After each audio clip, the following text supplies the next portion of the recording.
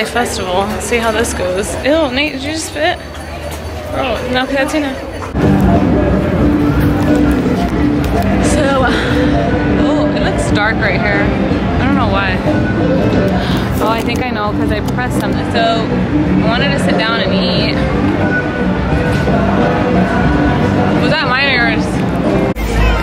You can wash them. Yeah, we'll wash them, don't worry.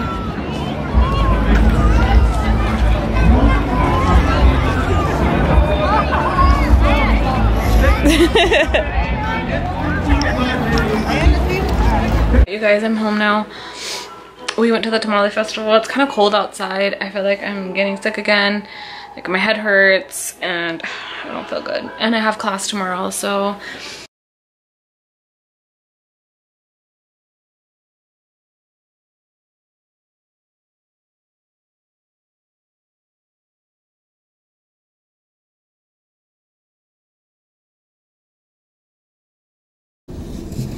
So I told you guys I didn't have class because I couldn't stop vomiting last night, and I really do think it was after the Tamale Festival. But anyway, checking my emails and talking to my classmates, and the new schedule came out for 4th semester. You guys, you have no idea how I'm feeling right now.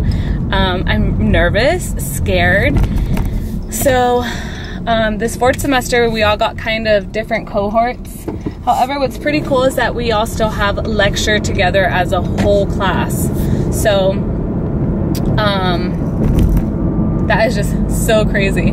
And also we just have like our leadership and management class, and then we have preceptorship. So leadership and management is, I believe, February and March, and then April, May is our preceptorship, which we get, we pretty much we pick our top 3 floors that we wouldn't mind precepting in, and then we work the nurse's schedule. Our instructor is not going to be there, it's just going to be us and the nurse, and that's it.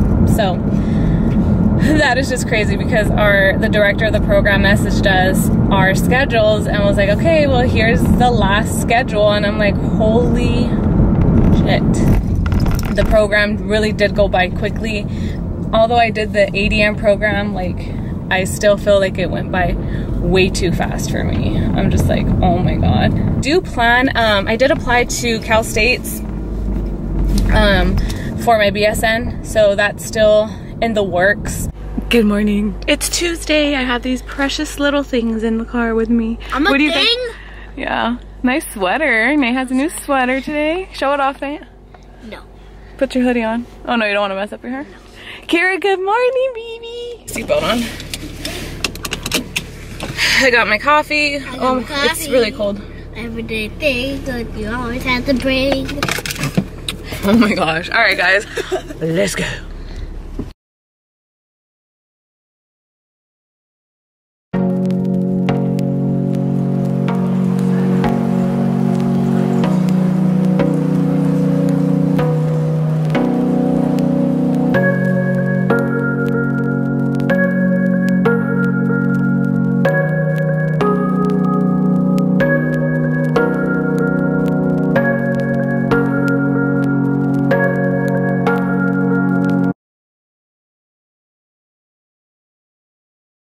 Alright, you guys, so this portion of the vlog, I wanted to kind of show you guys how I'm studying for my HESI final.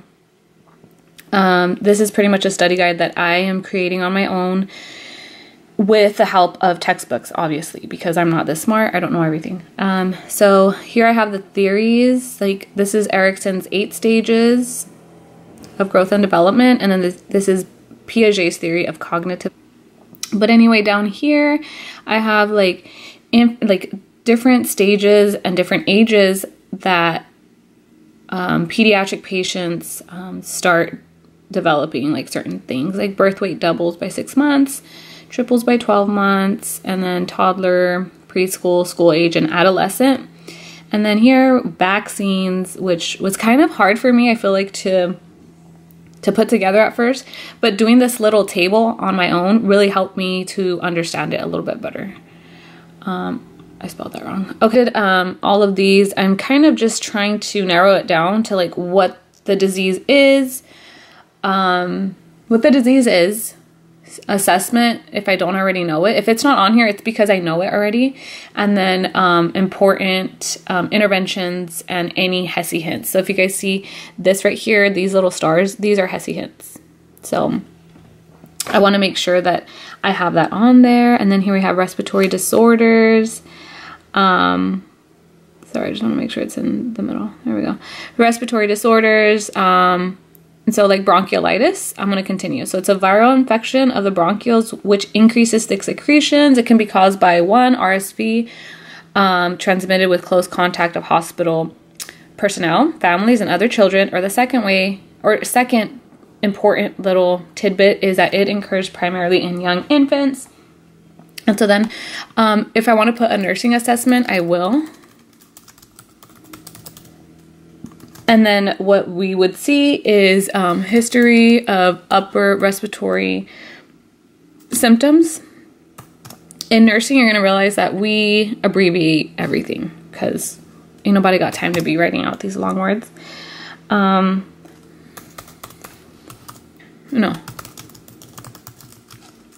Having the internet.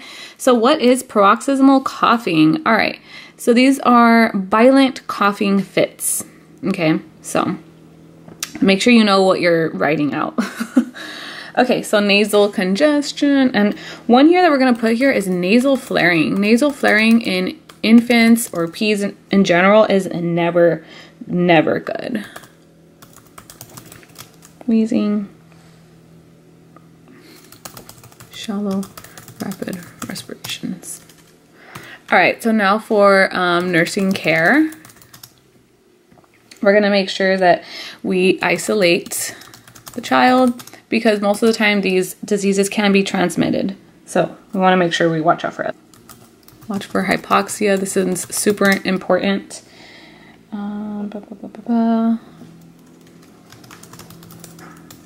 So this is just me showing you guys kind of how I study and how I put together a study guide. So I hope you guys kind of like this. If you guys want to see like a full video, I'm just going to finish bronchiolitis, but if you guys want to see a full video on this, let me know. I can try to work something out for you guys. So another important thing, provide care and medicine. You want to clear airway.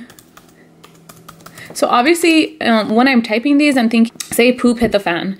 What is going to be the first thing you're going to do? Obviously, you're going to clear their airway. This can easily drop their O2. You want to pretty much anticipate the worst thing that will happen. So you want to already have it in mind. Okay, if this happens, what's the first thing I'm going to do? That is what they try to teach you in nursing school for the NCLEX, because that's what NCLEX is going to ask to make sure that you're a safe nurse and that you're going to do, priority assessments and priority interventions that need to be done. Okay, so hydration is always important because then we start messing with electrolytes.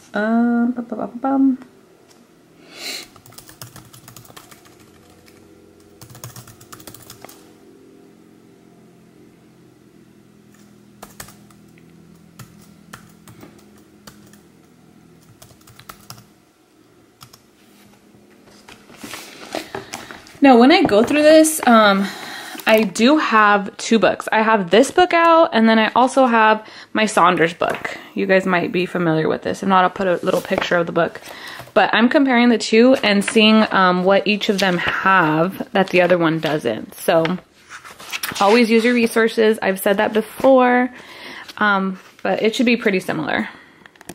Okay, so now I'm just adding to bronchiolitis, and what I'm doing here is I'm pretty much just adding some stuff that are on the Saunders, it's on the Saunders NCLEX study guide because it has like a little triangle, and these are kind of the little hints that could possibly be on HESI or NCLEX, so always pay attention to that. Okay. All right, so I'm looking at both of them. All right, and then something else that is, I'm actually gonna put it here. This one's gonna be for Saunders' book, a little kind of red hint is cough suppressants. Oops, hold on.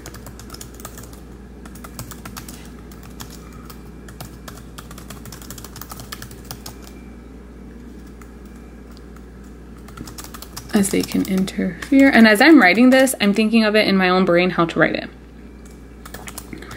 Clearance of respiratory, respiratory secretions.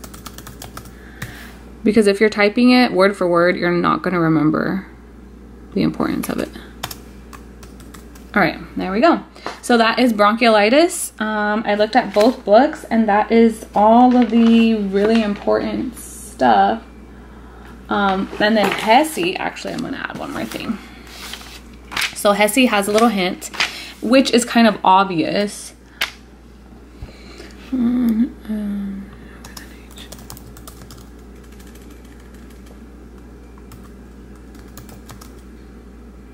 Okay, so the Hesse hint that they provide is pretty obvious, but it does mention in planning and providing nursing care, a patent airway is always a priority care regardless of age. So I'm gonna put regardless of age, priority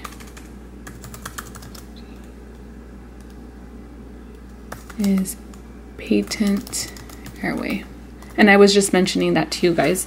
If for some reason they don't have a patent airway, we want to make sure we suction to make sure that we get all the secretions out. So there we go. There's bronchiolitis, and I tried to get really important stuff and just try to keep it as short and sweet as possible. Boom. Let's move on.